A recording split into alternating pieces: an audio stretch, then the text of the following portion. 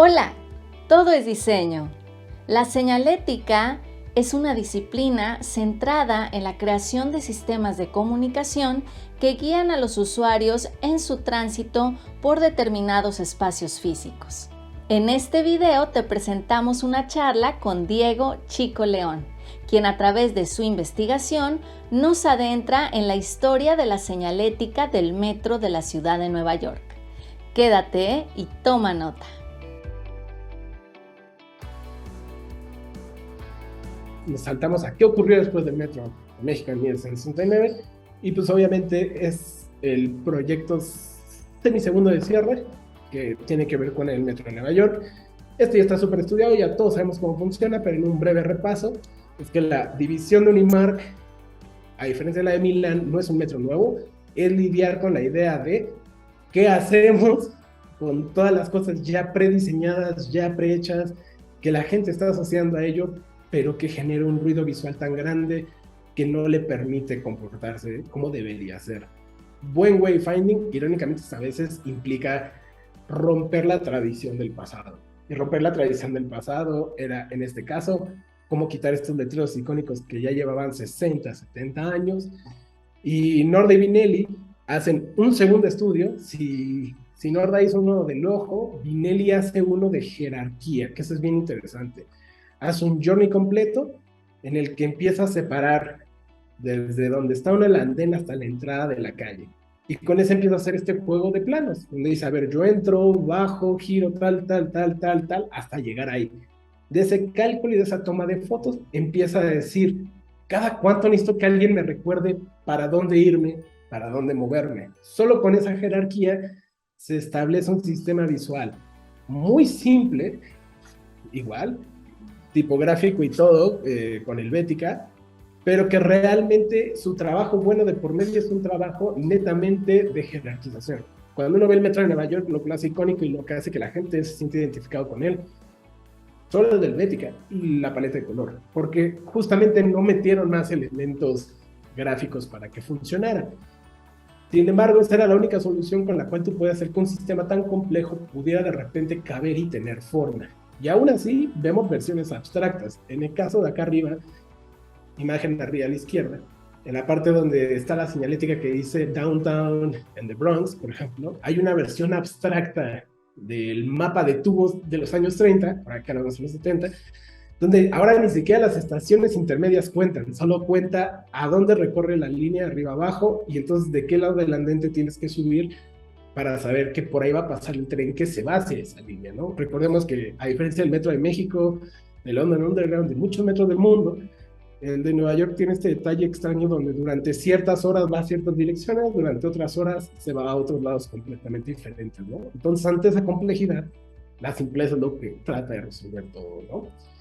Y por último, como un bonus, en ese sentido, es el proyecto de la Ciudad de México de los ejes viales. Ahorita, cualquier persona que visita la Ciudad de México se da cuenta que donde están cualquier lugar donde haya semáforo, que parezca semáforo viejo, hay una serie de letreros mal colocados, todo está calado, todo mal hecho en ese sentido. Y se pregunta por qué es tan mala la señalización en ese sentido de la Ciudad de México. Y eso es porque cuando se hicieron los ejes viales, en el 75, el proyecto de terrazas planteaba rehacer el sistema de wayfinding de la ciudad. Estos muebles los hemos visto, estos letreros ahorita ya no se les ha dado mantenimiento, pero es imposible no reconocer a la Ciudad de México sin este mobiliario urbano, ¿no? Estas torres súper altas que marcan el tipo de la calle, el eje donde estás y eso, y que aunque ahorita parecen ser ejecuciones baratas porque solo se ve la estructura de metal, el objetivo, muy a la mexicana en ese sentido, es que estos fueran personalizables. La idea clásica era no solo un estudio, como le dijimos antes, un estudio de entre vía y vía, cada cuánto tiene que haber nuestras señalizaciones, sino que nos habla hasta muy específico, ¿no? En el caso de terrazas, él dice, la tipografía de manual que me dieron los 70 es esta acá arriba, yo propongo una versión más delgada, sintetizada, que tiene que tener cada señalética, nombre de calle, colonia, delegación y código postal. Esto ya lo damos por hecho. En las nuevas versiones que hemos visto y todo eso, lo damos por hecho, pero es una innovación relativamente temprana. Y muchos de los iconos que vimos en el manual no usado del metro, como el de taxi y autobús, regresan acá. Es decir, aunque no lo parece, sí hay un ejercicio de continuidad. También esto es para romper el mito de que porque tienen mucha razón de verdad, de que la falta de hermandad entre los circuitos de diseño mexicano históricamente tiene que ver con que entre proyecto y proyecto, como pasan 5 a 10 años, es una generación nueva que quiere romper el molde de lo viejo y por eso no hay continuidad. Pero ejercicios como este nos recuerdan que sí, o sea, en parte sí, sí la hay, y por eso los sentimos a veces tan familiares, aunque no nos parece, solo que nosotros no sabemos que se propusieron antes en otra familia gráfica de algo que sí conocemos. Entonces, el icono, como podemos ver, es amarillo con negro, y esto es algo bien interesante. Se podría decir que es un logo no oficial dentro de la Ciudad de México, que algo que a mí me parece súper interesante es que lo propone Terrazas, y aquí lo marca en este diagrama que está en la izquierda, donde él dice que el icono va a ser negro con amarillo o amarillo con negro, dependiendo en qué dirección vas.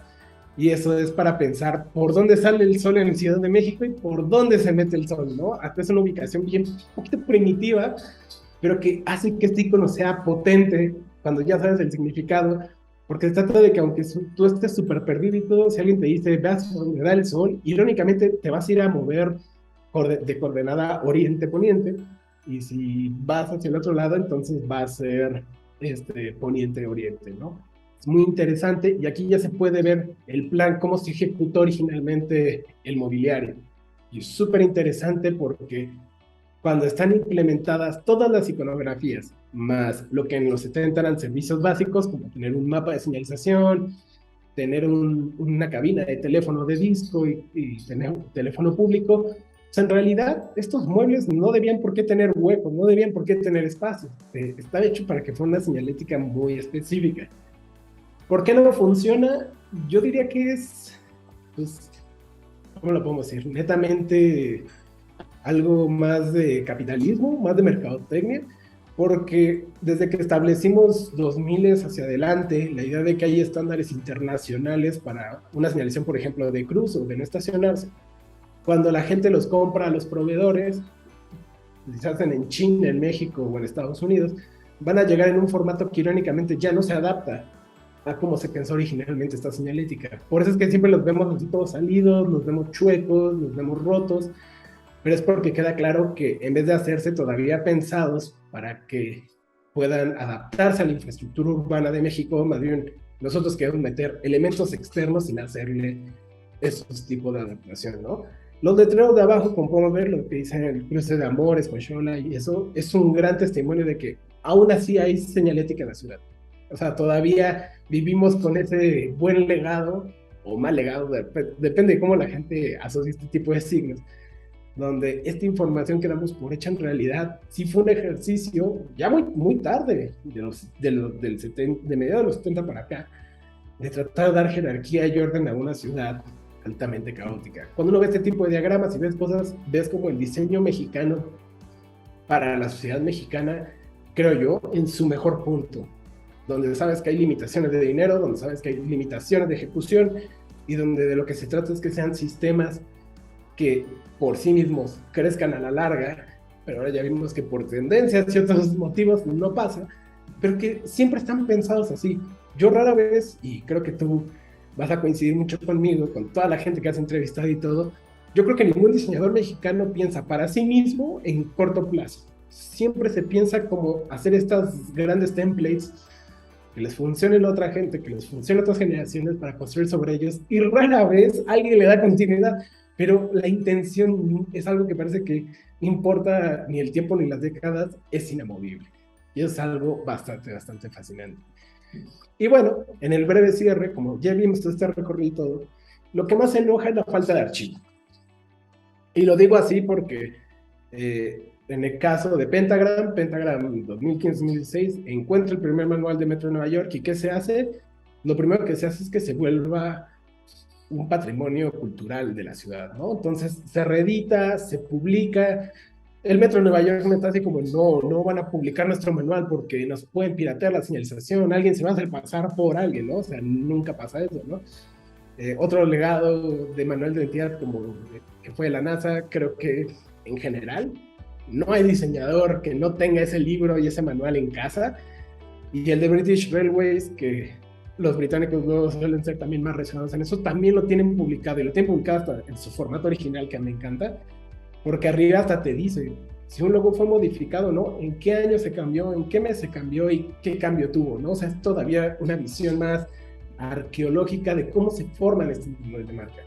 Y es súper deprimente que en el caso de México uno tenga que estar agarrando trozos pequeños, interpretando de lo que hay de fotos, interpretando de las señalizaciones viejas, tratar de compilar todo. Y recordemos, hay un museo del metro que no tiene el manual de identidad del metro, o sea, no está ahí. Y creo que cuando uno ve este tipo de cosas es cuando uno tiene que hacer con el mayor esfuerzo posible, aunque hay grupos, como dijimos, culturalmente es tan grande la cultura visual de la movilidad en México, que no importa en qué ciudad estés, si tú tienes un metrobús, si tú tienes un metro, si tú tienes un ferrocarril que pasa por ahí, hay un grupo de fanáticos dispuestos a coleccionar todo lo que está alrededor de ellos. Ellos guardan archivo. Entre diseñadores nos guardamos archivo. La verdad es que si ahí está, nadie recuerda que ahí está. Y eso es bien complicado. Y ahora que entra esta pregunta con movilidad integrada, creo que lo justo en ese sentido sería poder ver, más allá de la campaña política, los tweets de cómo fueron desarrollando la imagen. Entonces, es que ese manual sí estuviera abierto al público. Es interesante poder ver qué se toma del pasado, qué se interpreta en el presente, qué se aplica del pasado rediseñado, y así como el ejercicio de terrazas, qué se plantea hacer en el futuro con esta nueva unificación de elementos, ¿no?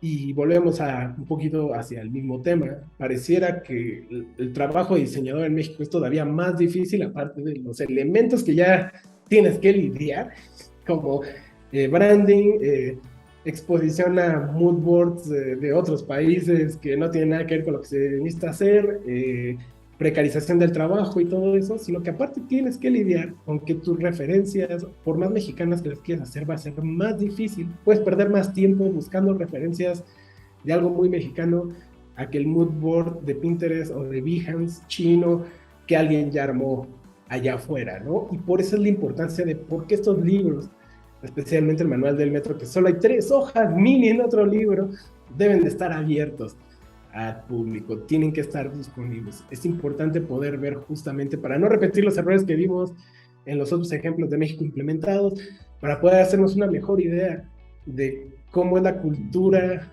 iconográfica de México, y sobre todo para que lleguemos a un consenso, no para saber si es un buen o mal pictograma, sino para que con esas herramientas podamos hacer otras cosas que van más allá de solo la generación gráfica de pictogramas.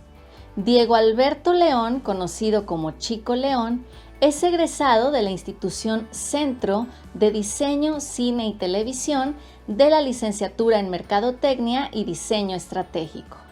Con más de 10 años de experiencia en materia de publicidad, branding y diseño de experiencias, así como eventos para plataformas como Festival Ceremonia, Corona Capital, Festival Bravo, Centro de Cultura Digital, Museo Nacional de Arte y branding para marcas como Johnny Walker, Bacardi, Ron Zacapa, Tequila Don Julio, entre otros. Con proyectos de wayfinding para festivales de música y plataformas como el ciclo de carreras de la Fórmula E en sus primeras 2 ediciones, al mismo tiempo investiga y realiza ensayos sobre historia de diseño, historia de los sistemas de movilidad, branding y publicidad mexicana. ¿Quieres conocer más temas como este? Suscríbete a nuestro canal. Coméntanos de qué te gustaría que habláramos y recuerda, todo es diseño.